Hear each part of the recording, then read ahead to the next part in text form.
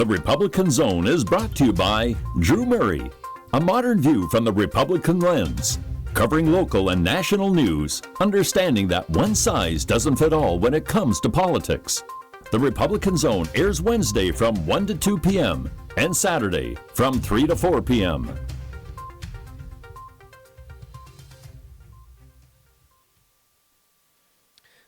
Good afternoon. You're listening to USLA Radio. My name is Drew Murray, and I am the host of the Republican Zone. I am here with my friends John Geeting and Allie Perelman. Welcome. Thank you so much for coming. Thanks for having us. And I do say friends. We're Facebook friends, right? I've only met each of you. Well, this is the second time, I think. Definitely with Allie. John, I think the second time. So, but you guys are like legendary Facebook posters. So I feel like I know you very well. We're very close. If there were like the stars of TikTok, you guys would be multi-millionaires with your posting. And if you got 10 cents per like, you guys would be you wouldn't have to work anymore for the rest of your life. But you guys are with Philly 3.0.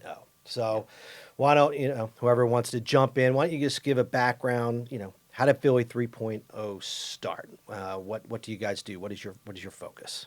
So Philly 3.0, Philadelphia 3.0 is a nonprofit and a PAC that was founded in late 2014, early 2015 with the goal of impacting city council elections. But to be more specific, the problem that the organization was and is designed to solve is the fact that we do not, generally speaking, have competitive elections at city council. We don't have term limits. Incumbents win nearly every time they run. And it's not just that they're winning, it's that they're winning against no opponents or one opponent who gets it like in the single digits. And the lack of competitive elections makes it impossible for people to hold their city council people accountable. And it also means that you just have sort of the same voices and same ideas circulating in perpetuity ad infinitum, forever and ever. So the organization was founded to provide support in the form of an independent expenditure to challengers principally running for city council with the goal of creating the conditions where there were, number one, competitive elections, and number two, competitive elections that a challenger could win. And we only play in city council elections, but in between we do a lot of reform advocacy and policy work. That's really where John shines.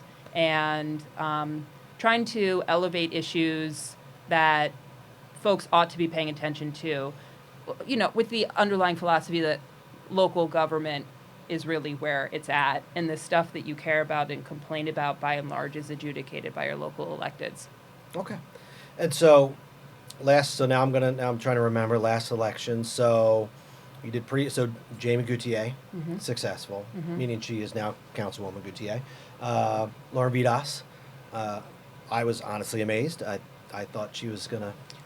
We only endorsed Jamie. You didn't endorse Lauren? No. Oh. Yep. Wow. Okay. Yep. So who else did you endorse in the last cycle? It was Jamie was the one district council person, okay, and then a handful of at-larges. Okay. So Derek Green and Alan Dom, who were city council people who we endorsed in 2015 when they ran as challengers. Okay. And then Aaron Santamore was the one at-large challenger. And that amazed me. I really thought Aaron was. Yeah, she's a great candidate. Hope she runs again. Yeah, no, and I think she will. And I want to say Justin DeBernardinis. I thought Justin really had a good shot as well. But came very close. He came very close. He's a smart guy. They had a lot of money, and I was surprised when he didn't pull it out. So so it's interesting. Yeah, and it's funny. I didn't think Jamie had a chance. I'll be honest with you. And the reason I know Jamie from Councilwoman Gauthier from my park side, from being the president of the Friends of Cox Park when she was the head of the Fairmount Park Conservancy, and I knew she was great. I knew she would be a great candidate, but I went to a function in West Philadelphia, and I'm telling you, it was not a warm reception. She was, it felt the crowd was against her, and when Councilwoman Blackwell walked in the door, there was a standing ovation, and I didn't think she had a chance, but she surprised me. I don't know. What did you guys think the day before the election? Were you? Yeah, to your point about that, and the lack of competitive elections means that there's this mythology around some of the candidates who have been there for such a long time, where they seem untouchable. And every election that goes by, they just seem more and more untouchable. But the fact is that like she hadn't had to run a competitive campaign kind of ever. Sure. And then when it comes down to it, you see like they might not be particularly good at it when When it they is have actually to. time, because they're not doing well. Another thing that happens, they're constant. You never stop raising money, and when you don't have competitive elections, you don't have to spend money, and you just keep saving money and saving money. And so, if you have hundreds of thousands of dollars as an incumbent when you come in, it is extremely challenging. And to to that raise point, money. it's important to note that by and large, the city council people themselves create the rules that govern how elections are run. And the most important sort of rule that they've created for themselves is the ability to fundraise annually as opposed to by the cycle, which is what you see at pretty much all other levels of government. So to your point, you can start accruing this cash year after year, where if there were, for example, cycle limits, which is legislation that Councilperson Green introduced, you can start to like squeeze that incumbency advantage, but they're never going to do that, or it's very, very hard to get council people to work against their own reelection best interest, just because it's the right thing to do, and it is the right thing to do.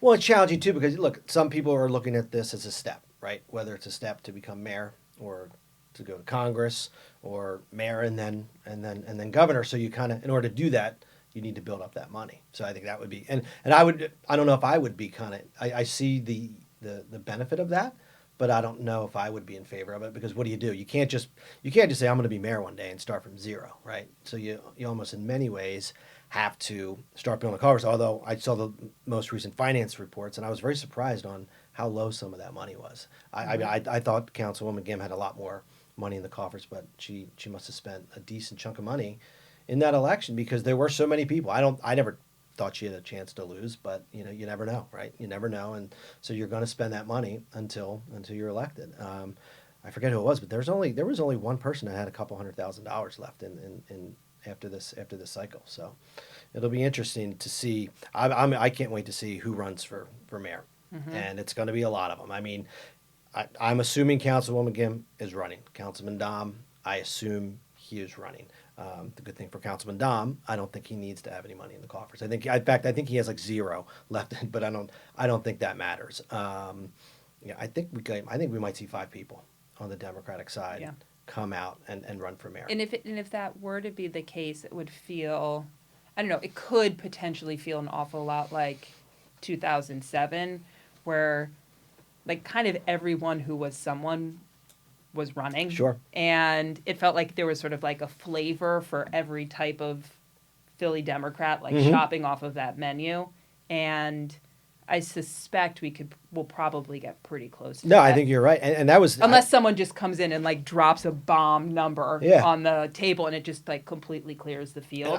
And I don't think anyone expected Mayor Nutter to win. I know I didn't expect Mayor Nutter to. That was that cycle, right? Am I doing my math correctly? Yep. I didn't expect Mayor Nutter to win. And he was in 5th, and then he shot up like a rocket. And I think he spent all of his money in the last few weeks, if I remember correctly. It was great strategy. He had the Olivia ad, that great ad with his daughter who was like walking into school that Neil Oxman made for them. Yeah. Yeah. No, and well, I think we're going to know, well, not real soon, but you have to, and this will be interesting to see what your take is. You have to step down. If you're going to run for mayor, you got to step down from city council. So we're going to know in a couple years, because if they're going to run with a year left, or a year heading into the election, then they're going to have to step down pretty soon. So what do you guys think about that? I actually don't think you should have to step down from city council to run for mayor, but because I think it eliminated a lot of good people who may have ran. Because it is, you're giving up, and this all ties into term limits. And maybe if we had term limits, we would see more people. But you're giving up your job, and I didn't think Mayor Kenny had a chance to win either. So I guess, but 2 St. Joe's Prep guys. So I guess you have to go to St. Joe's Prep. So maybe I'll be mayor someday if that's a prerequisite now. But so what do you guys think about having to step down from city council, or really to run for another office? Yeah, so it's timely because Council President Darrell Clark and the new Majority Leader Sherelle Parker just introduced a new charter amendment that could go on the ballot, depending on the timing here, that would do both of those things. That would remove the resign to run requirement and also create a 5-year term limit, or a five-term limit, 20-year limit for council that would start I believe in 2023. And so, that it's an interesting proposal. I think because the voters have rejected 2 prior attempts to get rid of the resign to run rule on its own. It might be the case that it could pass if paired with term If limits, paired with which term we limits. know that it is much more popular. Sure, and it's 20. My guess is a lot of people are going to say it's not really term limit when it's 20 years. Yeah, 20 years is not a term limit. But I think that the way that the language was written in this version of like the elimination of resign to run, I think really works because it prohibits a candidate from being on the ballot for 2 offices in the same cycle, which I think is right. Like, I don't think that you ought to be able to run both for mayor and for city council at the same time. But it says while you are a council person, you can announce your intention to run and be a candidate for mayor and remain in office, which, to your point, creates the conditions where people who are elected at the local level are operating under the same rules that electeds who are at the state and federal level operate by. I mean, you think about the fact that, when Senator Tony Williams was running for mayor, he didn't have to resign from the Pennsylvania State Senate to run, but now Mayor Kenny did. Obviously, it didn't do Mayor Kenny a huge disservice. He didn't have to resign to run, but conceivably, it like shrinks the pool of people because not everyone can. Sure. At some point, though, during the campaign, and it's later than the time when you announce your intention to run, running for mayor becomes a full-time job. And at that point, you have to quit your office. But that'll happen with everyone at some point. And that just means that, like, there's 3 months where people are going to have to, like, figure out what their, like, income is going to be, as opposed to, like, a year plus that you would like to be out there as a candidate. So, and I must admit, I'm not sure. So if the 20-year passes, does Councilman Brian O'Neill have to retire immediately, or is it going to be? Is there going to be some sort of grandfather rule in for those? So they're all grandfathered in, as I understand it, under this proposal, but they would not be starting in the 2023 term, or when the election is in 2023 for starting in 2024. They would now be under that thing. So the people themselves are not like grandfathered in for life. Sure, yeah. But for 20 years from now, Councilman O'Neill would not be able to be. So he's going now from 40 to 44 years. So he could be, he could be running for his 60th to 64th years. And then I like Councilman O'Neill, and he looks healthy, but I don't know. Yeah. But no, that would be so that's interesting.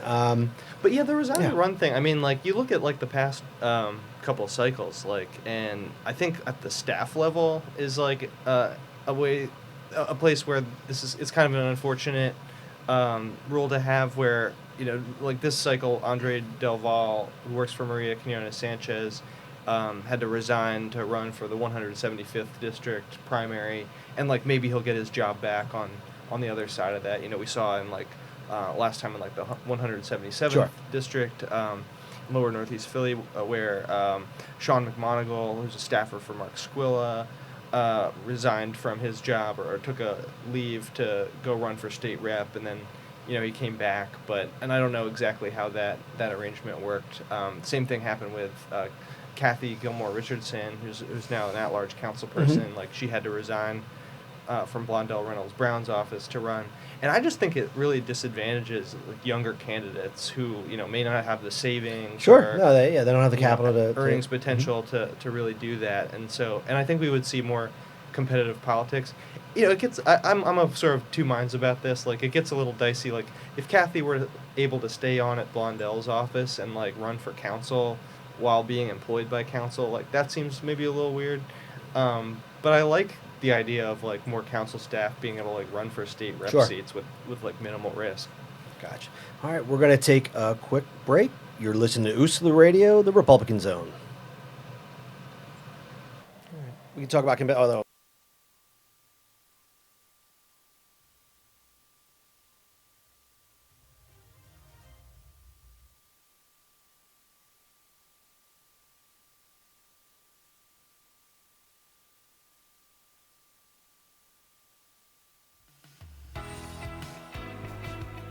Hello, My name is Sheila E. Armstrong, and I'm a candidate for the 2nd Congressional District. The reason why I'm the best candidate for the 2nd Congressional District is because I am on the ground doing the work. As your community congresswoman, I'm committed to go door by door and neighborhood to neighborhood to address the issues in our community. For instance, one issue that is concerning to me is the gun violence. Today is January the 16th, and the city of Philadelphia has 22 murders, which is more than a days in a year. This is not right. And you deserve to live in a city and a community that is safe. As your community congresswoman, I will work diligently to fight for you, the people. My name is Sheila E. Armstrong, and I am the best candidate for the 2nd Congressional District. Thank you.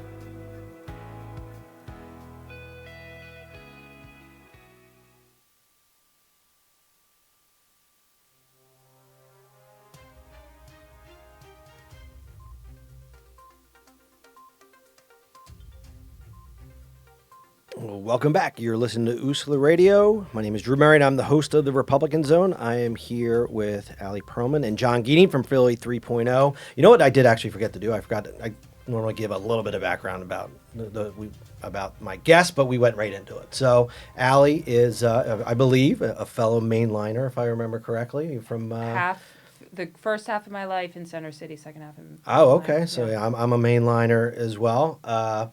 John is from the Lehigh Valley, if I remember correctly. Yep, that's right, Bethlehem, PA. All Yep. right. I hope you're an Eagles, Sixers, Flyers, and Phillies fan. If not, then I don't care if you're a Democrat, Independent, Republican. You can be on my show, but I'm not trying to get run out of if town. you're a Giants fan, then that is definitely not going to happen. And we have some things in common. You know, when I coming from the main line, coming from the suburbs, when I told people I was going to raise my children in the city, they were like, "You are nuts." So, Allie, you live with your wife and son.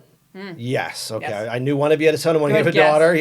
Yes. And John. He's got both now. Yeah, You I have got- both I now. got Oh, two, wow. doubled up, You yeah. got to change the 3.0 website because it doesn't, you're going to have to revise that. So, I mean, when I said I'm going to actually raise my children in the city, and I'll be honest, at first we thought we were going to leave when they got to about 5 years old. We were going to head back to the main line, but people thought I was crazy. Like, wow, you're crazy. But I said, living in the city and raising children, I think, is a great thing. And you guys are all doing it.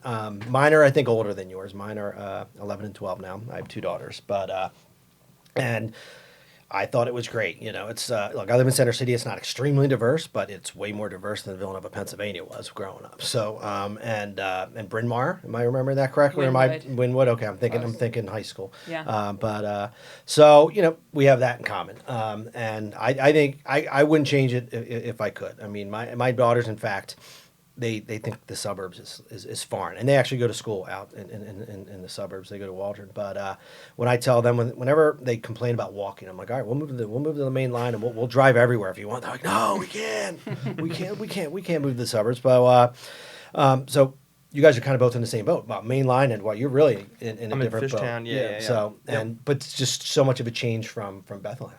Yeah, no, it's a lot of fun. I mean, I lived in New York for about 10 years, so I got pretty used to living in the city, and I was in Bushwick and Brooklyn for a long time there. But no, it's great, and on the kids front, I mean, like we moved to where we are to go to Adair, like that is like a 10-minute walk away. Okay. It's really convenient. My kids go to daycare in the neighborhood, and there's like a real parent camaraderie. Like I think on my block there's about 15 kids under the age of 5 at this point. Nice. So they're gonna have some friends, and there's also the parent network is really good and very social.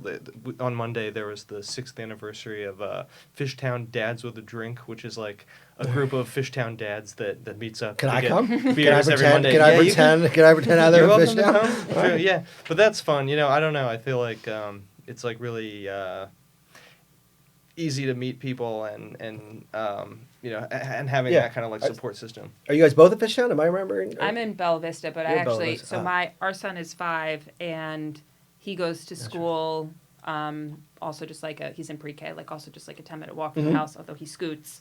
But we pass my childhood home every time. Oh, is that we right? do it, which is Nice. pretty awesome. Yeah, and just a nice. I mean, I live now, again, like 5 blocks from when I was in town until I was 10. From when I was Oh, very growing up. cool, So, very cool. Yeah. So that's some quick background. We'll get Yep. back into the policy discussion. And so, Al, you had mentioned competitive races, and Yeah. part of the problem was there are none. And I guess city council at large that's not one of the non-competitive races, at least not last cycle. But you're right. At a district council level, the 10 districts, it's probably a problem in most.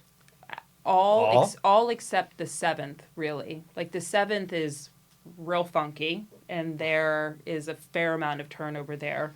There's a ton of turnout by Philly standards, a fair amount by pretty much probably what we consider like normative standards.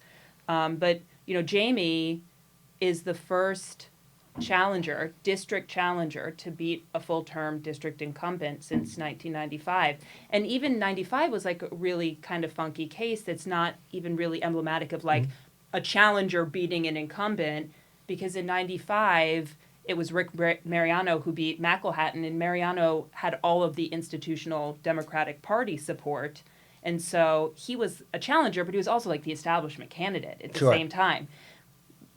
Most district seats in Philly are never competitive, and they're also sort of regularly kind of handed off via sort of like cutesy special election deals. And the outcome of that is that for most people who live in Philly, they've never had the experience of being able to really choose between two like equally credible candidates with articulated visions for the district.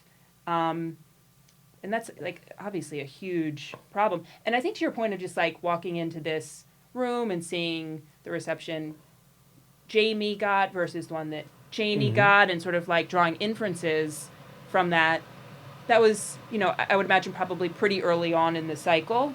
And what we found in the third that was for us the most sort of like, I don't know, like heartening part about this whole thing is people actually want to hear like competing visions. Sure. You might not always win them over, but like people are into this thing called democracy, and you don't really have it when you don't have a choice. Well, why do you think there are? Is it money? Is it an incumbent? It's hard to raise money, and it's hard to get volunteers. Are people? People are scared of running against incumbents. There's no model. Jamie is the yeah. first model in a generation of it actually working, and people aren't like dummies. They're not going to do it just like throw themselves like up against a meat grinder for fun. Sure. You need to see it. Yeah. Well, unless you're me and you're running against in the 182nd as a Republican, then you do. Meat grinder-esque. Yeah. Then of course. So that's me. But like the social relationships part of it is big too. Like Philly has very notoriously high social capital. For these purposes, we might say it's even like too high because nobody wants to go against the incumbent council person, both because they're going to get attacked, all kinds of stuff is going to happen, but also because you're in the civic association world, as am sure. I. Like, I know how those conversations would go. If people had to think about, do I want to sign a challenger's petition? Do I want to be seen on this stuff? That they're like keeping a mental log of like everybody who has probably crossed them, and then coming back to that later. And then you make the guess that the challenger probably isn't going to win most of the time, and like, why are you poking the council person in the eye for no reason? And if you're a committee person, Yeah. Are you a committee person? I am So you're as well, both. yeah. So if you went against quote unquote the establishment, then your ward leaders, your council person, you're going to lose some favor with that person. Yeah. And the chances of that person losing is very low. I mean, so we talked about Lauren Vitas a little bit. I thought Lauren was great. I thought she had a good chance of winning. Look, you were innocent until proven guilty, but I think everyone knew that Kenyatta was going to have an indictment against him very early on. Innocent until proven guilty. But when I talked to some committee people down there, I said, "Are you going to back Lauren?" And everyone, no, it's Kenyatta. We're the wards are endorsing Kenyatta. The committee people are endorsing Kenyatta, and maybe to your point, maybe that's why.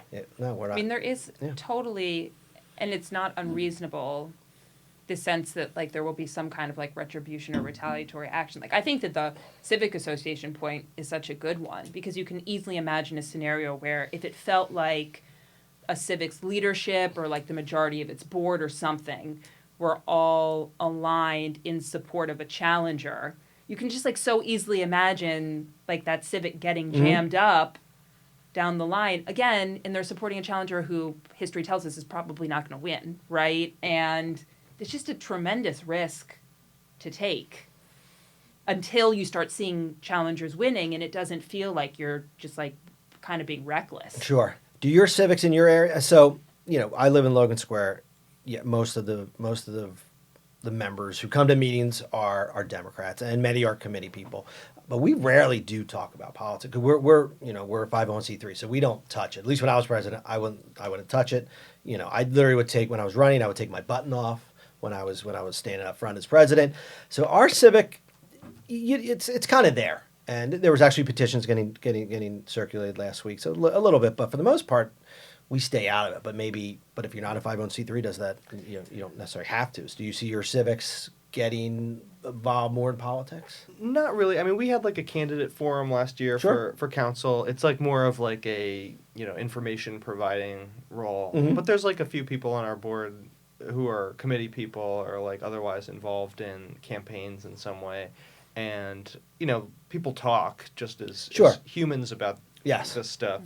And so that's more, I guess, what I was getting at. Sure. Like everybody in the neighborhood, and like it couldn't, maybe not just like the civic, but like you're like friends of school groups or like anybody else who's like organized and has a Because that's also relationship the to same. maintain. Those are the same people, right? By and large, the people who are the committee people are on the civic board, and they're doing like HSA stuff. And friends, parks groups. And it's just like groups. there are only so many civic weirdos, right? And We're all civic weirdos, and so we're we all can civic call each other It's a weirdos. very Yeah. and word gets to John's point, like the social network in Philly is just so tight, like the word would inevitably get out, even if people weren't. And I don't think any civics, God willing, don't engage in any inappropriate political activity, but those people are still committee people at the same rec center the next Sure. night, right? And everyone is going to end up finding out.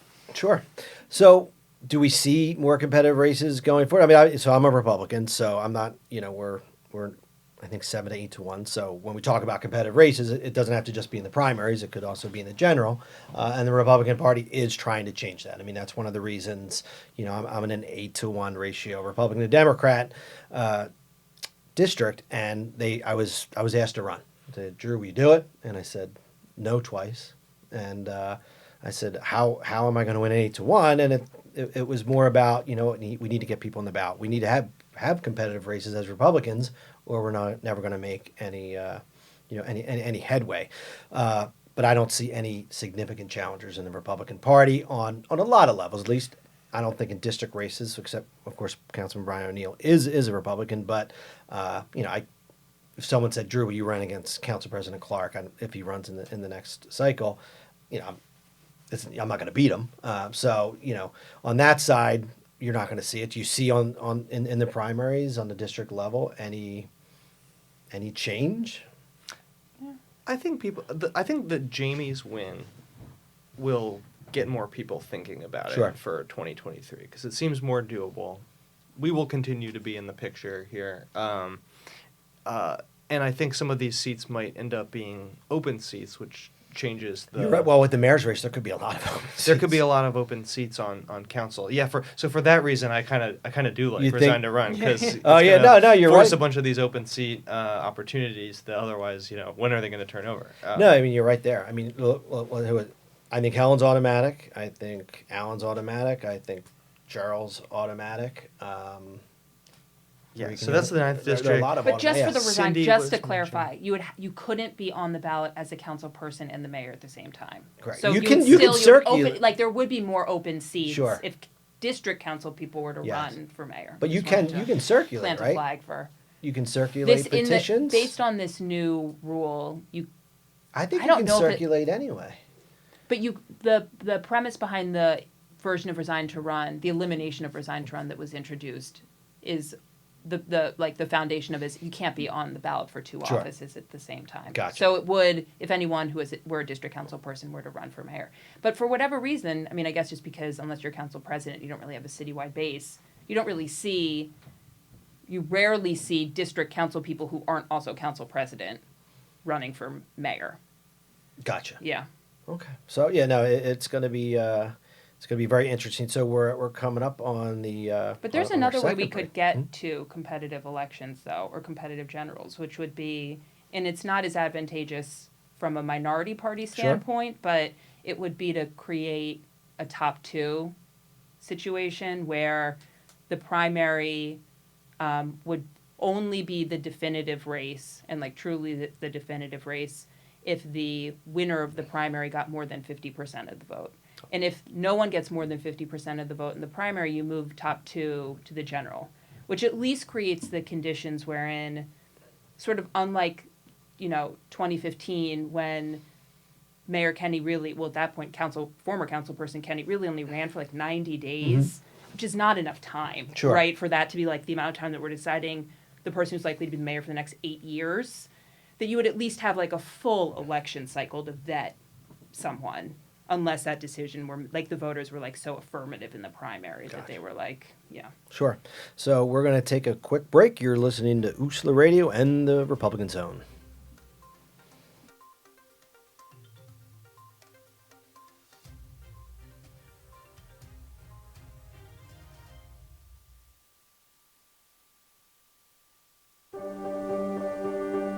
Being prepared is a part of who you are, but it's especially important in the case of a disaster. Be informed about possible emergencies in your area. Make a plan that covers where you'll go in an emergency. Build a kit with the things you need to survive. There's no one more capable of planning for your situation than you. Start your plan today. Go to ready.gov/myplan.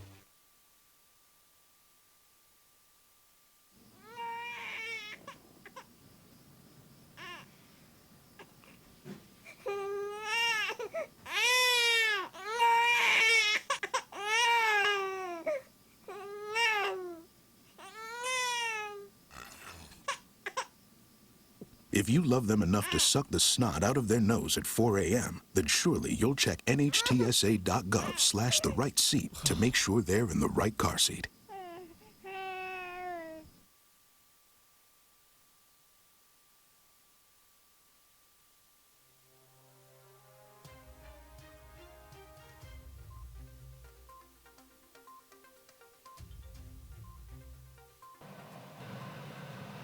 Welcome back. You're listening to USLA Radio. My name is Drew Murray, and I am the host of the Republican Zone, and we are back with Philly 3.0's Allie Perelman and John Geeting.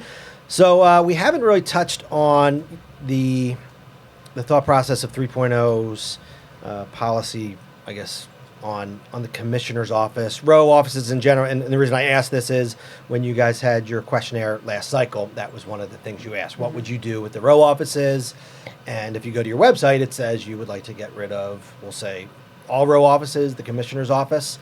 What is the thought process behind wanting to get rid of row offices or maybe even just the commissioner's office in general? Row offices, big picture, because they're just like political anachronisms, and there's such low information elections that folks get into office without voters really having like a relevant like evaluatory criteria, and so you get these folks in there and they're not really necessarily the right people for that. Those jobs have like skill set requirements. Sure. And there's like no guarantee that folks coming in are going to have that skill set. And we could talk a lot about the sheriff's office. We could talk a lot about why we have an elected office that just sort of like probates wills. The city commissioner's office is like the most idiosyncratic. Nowhere else in the country has 3 elected officials who do nothing but run elections 3 out of every 4 years.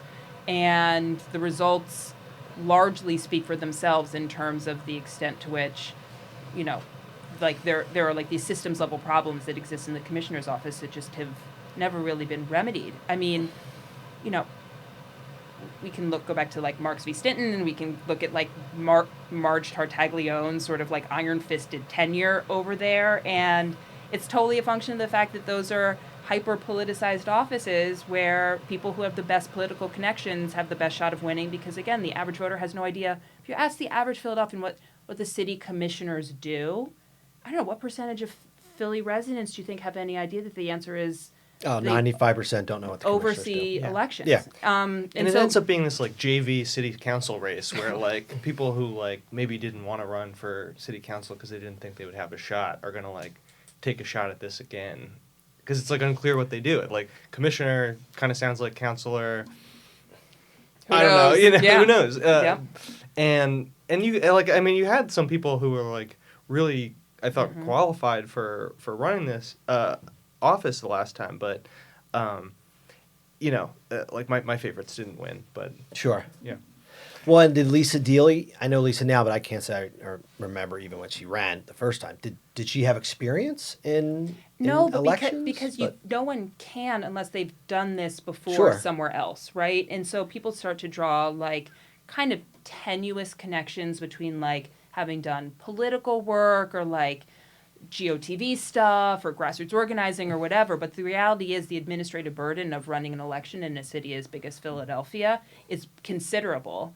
And, you know, there are accrediting bodies that do the work of sort of like articulating what the areas of expertise and skill sets folks should have when they do this job. And, you know, they're also, you could run elections in Scranton and have at least a sense of what it would be like. And so then you'd be sort of like in a smaller cohort and then you'd be promoted to a bigger city with like the experience under your belt. We just don't, none of that is baked into the system at all. Right. And When it's like an election, like if somebody moved here from Scranton or Pittsburgh or something to like try and run our elections, like Yeah. it would make sense if it was like not an elected office for like Mayor Kenny to hire The somebody expert. like that. Yeah. But like that person's only going to get so far. the person actually is never running going to an win. election. Yes, the person who's like, I am the like former election czar in, I don't know, Ann Arbor, Michigan. I have all of the experience in the world. That person is losing a city commissioner's race Yeah. in Philadelphia. Where did you go to high school? Where did you go to high school? Would you- Yeah. Oh, no, yeah, of course. You always, if you live in Philadelphia, that's as a Catholic who lives in Philadelphia. If I know you're Catholic, I went to St. Joe's Prep. I know that's the first question. Where'd you go to high school? So, and we're even living on the main line. It's the next question. So, but you could also argue. I'll play the devil's advocate. A council person doesn't have experience unless they worked in as a legislative assistant in the council person's office. So, you know, that's it. What's different? The role of being an executive in any of these particular row offices is that you have to oversee these fully functional, independently elected offices that do one very specific thing. If you're a council person, there's no there aren't like necessarily guardrails in the same way. Like there are many different flavors of being a legislator, and people bring their experience to bear and sort of like mold their version of being a legislator, and then they have like hopefully some policy chops, and then they can get better at their job. But it's not like you're not like keeping the trains running in that role, Sure. but you are in these other jobs. So as council person, you could have experience on the RCO level, and you can come as from a community standpoint, Yep. but you're not necessarily, and you might know zoning, but you might not know a lot of other aspects. And there's probably not any person who becomes a council person who knows everything, but it's very specific what you need to know to run elections. Yeah. And I could, and you're right. In 3 years, I could be like, you know what, I'm going to run for a commissioner's position, and I could theoretically win. And this is why nowhere does it the way that we do. Is this the right? only big? We're the only city that we've been able to find that has. There are places that elect their like elections chief clerk or whatever they call it, and it's one person. There are places where the function lives in the city, like in other places in Pennsylvania, where the function lives under their city or their county commissioners. But outside of Philly, where you have county commissioners that were formerly the equivalent of our city commissioners, the county commissioners are basically county executives. Like they oversee everything that happens at all of like the municipal tiers under them. And included is like they hire a person who runs elections. Like nowhere says this idea, nowhere else has this idea that it needs to be 3 people. And of course it would be inappropriate for them to do it when they themselves run the election. So 3 people to do it for 3 out of every 4 years with no experience required and no term limits and a low information election and a name that doesn't actually describe the job, right? Which is sort of a feature, not a bug, right? Like if voters, I think, had a better sense of like, if we renamed it to Philly election chiefs or whatever, people would have like a different expectation. As it is, it seems, it's almost like Register of Wills, where it's like, unless you've been in that office, you're not going to know what the thing You're is. not going to know. Mm-hmm. Well, when in your research, and maybe you have no idea, in these other cities, are the people who run elections, are they there? Is it partisan? Meaning, so a new mayor comes in, does that mayor hire a person, and during that 4 to 8 years, whatever that term is that how is that how they're hired? Meaning, the argument against that would be, look, it's going to be partisan. So, so the person running the elections is always going to be a Democrat if a Democrat wins the mayor's race, or it's going to be a Republican if a Republican wins the mayor's race. But it's partisan now, insofar as the legal requirement is that you can have 2 people from one party, but only 2. But it's guaranteeing that at least one from. But it's only one, right? Yeah. Like the majority party is always in majority control, in a way that I don't think is like meaningfully different than if you have 2 Democrats out of a 3-person body, it's democratically controlled. If you have one person who's a Democrat, it's the same thing. So it was one. Well, one Democrat didn't show up for I think 8 years. So it was basically it was just Lisa and House. It was Lisa and House for many years. So. But parenthetically, I think that's a big part of the reason why it's just like it's so frustrating that there are the 3 of them, because like the thing kept moving with 2 people doing the job, right? Yes. It's sort of like an admission that like. Did you really need? But what do you think? So. And this is going off topic a little bit, but there was a lot of talk about the voting machines, and I actually like the voting machines. I thought they were, you gotta move on, and you gotta do something. And I'll talk about why for my race I would have rathered newer voting machines. But I thought they were, as long as you have a paper backup. I thought, and I don't know if the process was done correctly. I don't think anyone knows 100%. But I thought the voting machine was great. It was easy, and it has a paper backup. And what did you guys feel as voters? Did you like the voting machines? Did you guys have lines? Not really. There was a bit of a line at one point. I'm a little concerned about that. It took a long time, but I think it just kind of took me a long time because the primary was the first time I was voting on it, and it was like such a giant list of people that like even to like find the people who I wanted, it took me like 5 minutes. Sure. Like I had like a really good idea going in who I wanted to. You were gonna vote, yeah. Yeah. But it went pretty smoothly, I thought. I don't know. What did you think? I didn't have lines. I mean, I'm always there at like 7:02, and there was maybe there was a line after I left because the first person in line took like 10 minutes, and one of the machines was down, and there were only 2 machines, but so I actually had to leave because I had to get to New York that day. But then when I came back that night, there was no lines, and we have a pretty decent division as far as voting. We had lines. Both because we had I think the newness of it, plus we had a machine down for 2.5-ish hours. And then I also like made some recommendations in my committee person capacity around some like sort of like protest write-in votes. And like the write-in process on the new machines is actually fairly onerous because it's like a keyboard style. And so I've never done a write-in vote. Write-in, historically, you had this like little window that would open up and you'd hand write with the pen, and it was actually quite quick. It was a question of legibility. Mm-hmm. This is like Hunt and Peck style, and it took quite a while. But to your point, John, I actually think that we didn't get enough of that sort of like long ballot, like first time use out of our systems last time around, because the ballot this time with presidential delegate candidates is also going to be super long. Mm-hmm. And for a lot of people, like turnout was okay for Philly, but terrible in aggregate in November, but it's going to be presumably excellent in April. So for a lot of people, they're also, I think that it's like we're going to see, my guess is we see like the same thing or even worse. Which isn't to say you shouldn't have made the switch to the new machines. We needed new machines. Like, I don't know. By the end of the day, we had a 50-plus minute wait. Oh, wow. Yeah. Okay. So, I mean, selfishly, looking back on my race, I didn't think ballot position was going to mean anything. And what I think the new machines could, I assume they have the ability to do, is ballot position, in my opinion, should not mean anything. No. It shouldn't be picking out of a coffee can in order to see who wins an election. And I assume these new machines will have the ability to either scramble with every voter, or even just scramble in different, or just have something different in different divisions where ballot position won't mean as much. Or even different wards or different city council districts. Exactly, Something. yeah. Something. But like, it can't be that a moment of luck has literally determines in many ways.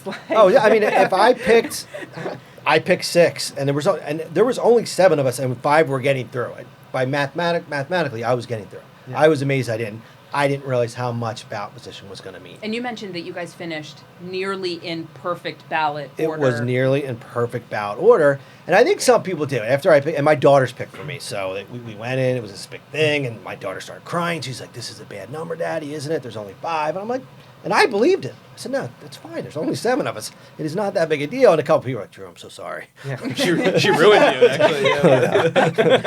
It was like I felt great leaving. And I was like, "Drew, God, 6 really?" So I'm sorry, Drew, but we'll see. We'll see in 4 years.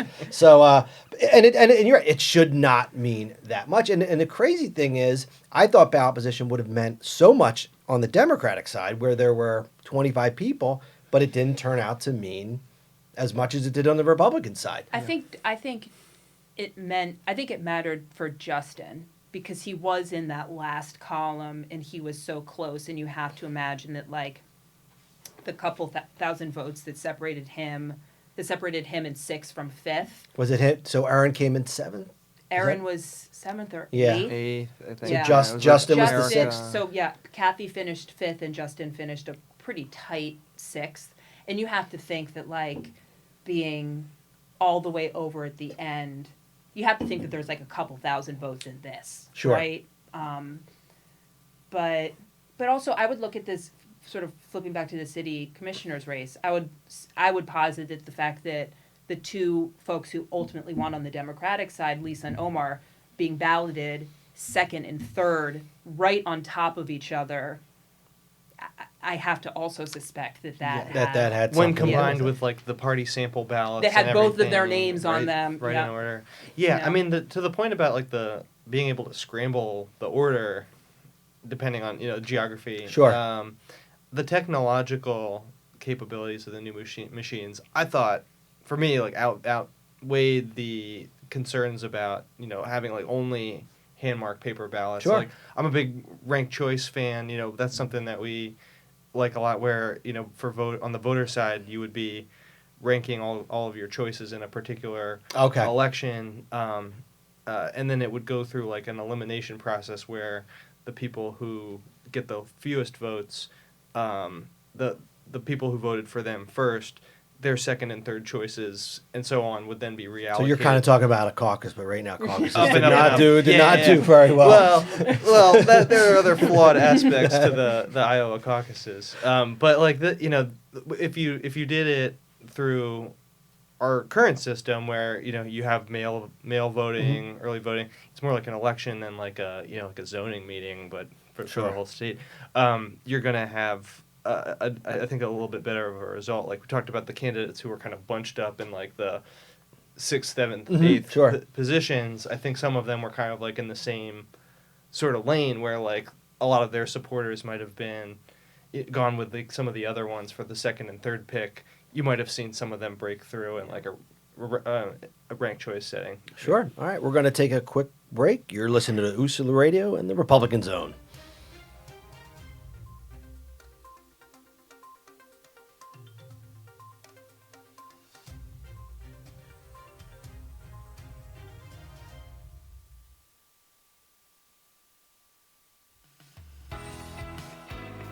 Hello, my name is Melvin Prince Johnny, and I'm running for the 3rd Congressional District, City of Philadelphia, in the great state of Pennsylvania.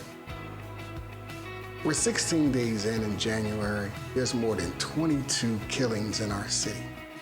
You need a community congressman that will go block by block, door by door, and fix this problem. Now, I think it's economics, but you might think it's something else. And I'm coming so you can tell me what it is. Once again, my name is Melvin Prince Johnny, and I'm running for the 3rd Congressional District. Thank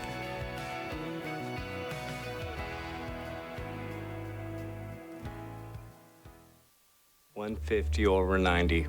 180 over 111. 160 over 110. I had a stroke. This is what high blood pressure looks like. You might not feel its symptoms, but the results from a stroke are far from invisible or silent. If you've come off your treatment plan, get back on it or talk with your doctor to create an exercise, diet, and medication plan that works for you.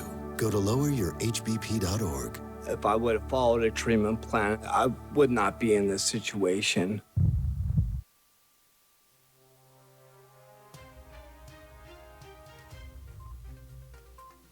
All right, welcome back. You're listening to USLA Radio in the Republican Zone. I am here with Philly 3.0's Ali Perelman and John Geeting, and we were talking. We're talking about the voting machine. So actually, this might be a good segue into the way voting is going to change dramatically in the state of Pennsylvania, and it's Act 77.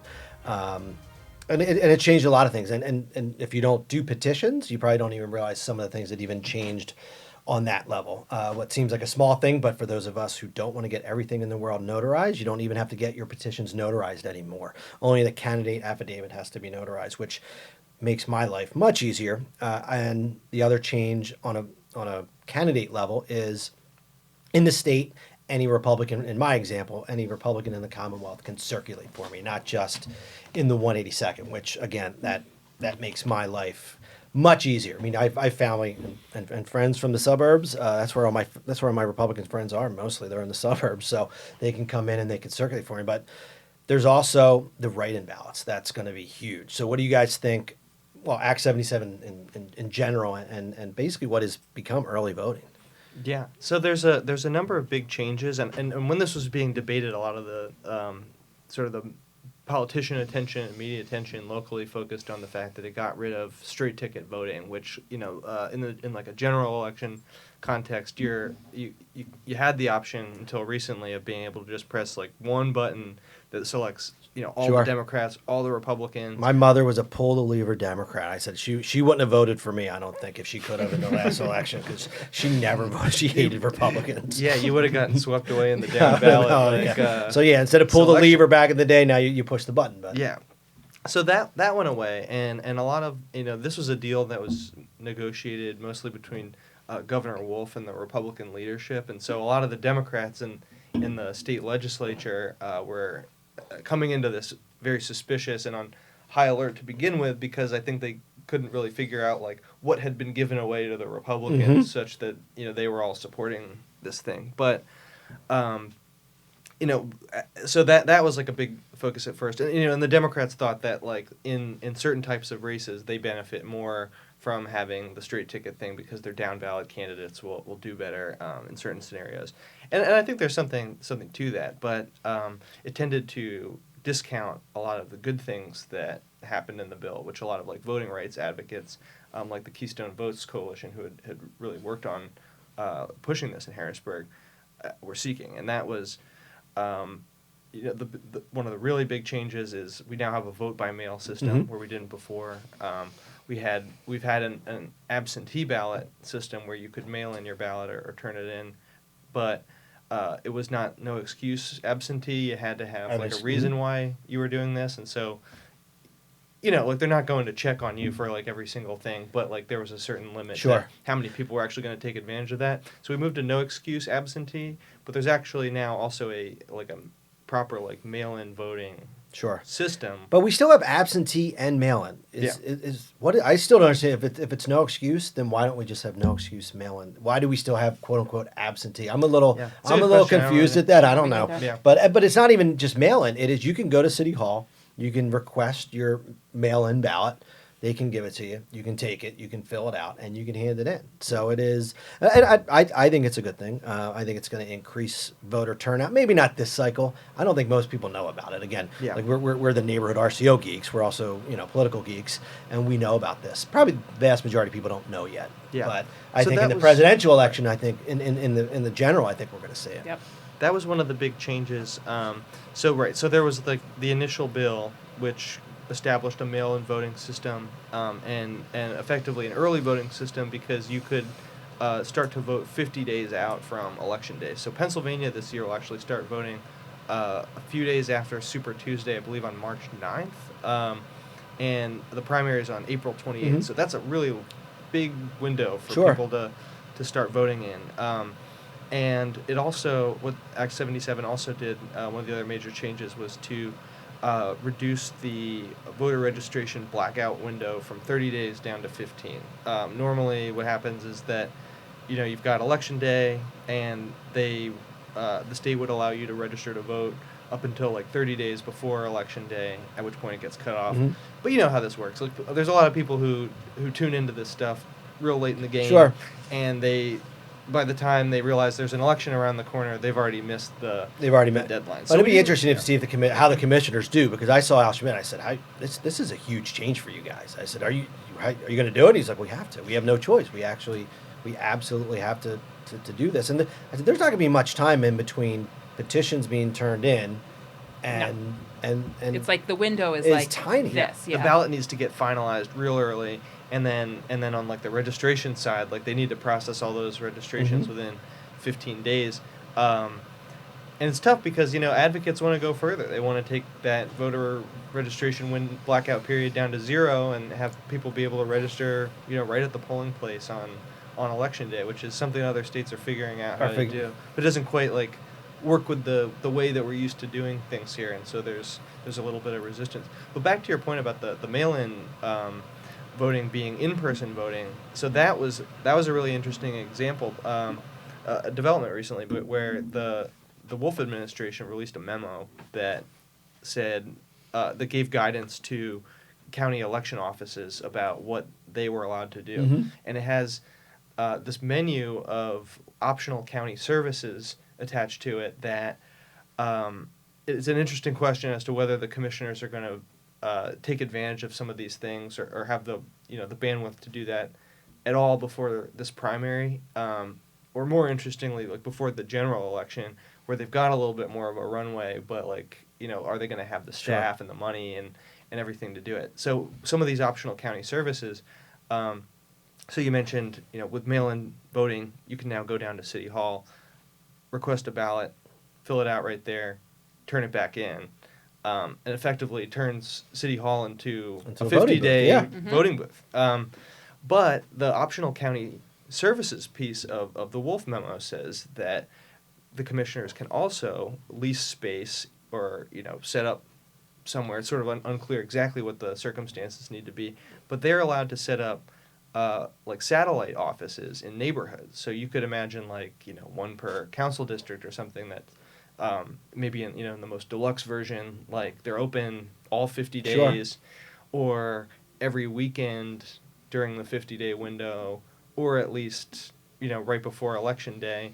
And you get into some weird stuff with whether or not you need to be able to request a mail ballot earlier on.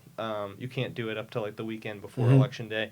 But regardless, they could have an in-person station outside of City Hall. Outside of City Hall. And they could also have, and there's something in there that I don't fully understand yet about ballot collection boxes. I got a little bit more insight on that, which is, yes, secure ballot collection boxes, and at least as I'm understanding it, the most likely circumstance under which they'd be deployed is if they could be put in locations themselves that are secure, so you're not exclusively relying on the boxes security, which I think gives a lot of us some pause. The idea that there would just be basically a mailbox of all of folks' ballots just kind of sitting on a street corner. So an idea would be what if you could put them in a police station or a hospital or somewhere I would where think they're a post office. Like a post office. Somewhere where it's already a place that we've created the condition, an expectation of security, and put them inside there. Yeah. This is where we need Adam Bonin on the show because I want to ask him if I'm a voting supervillain here and I want to go around and to all my neighbors' mailboxes and take out their mail-in ballots and fill them out myself and go turn them in to this unmanned box somewhere. Can I do that? Yeah. Well, you're going to jail, but technically you can. Yeah, I mean, physically, I think you can do that. Yeah. All right, well, Is that a risk? How much of a risk is that? I'm gonna have you guys back on because we're basically out of time, and I don't think we got to any of all the subjects we definitely want to talk about. Yeah. But thank you both for coming on USLA Radio and the Republican Zone.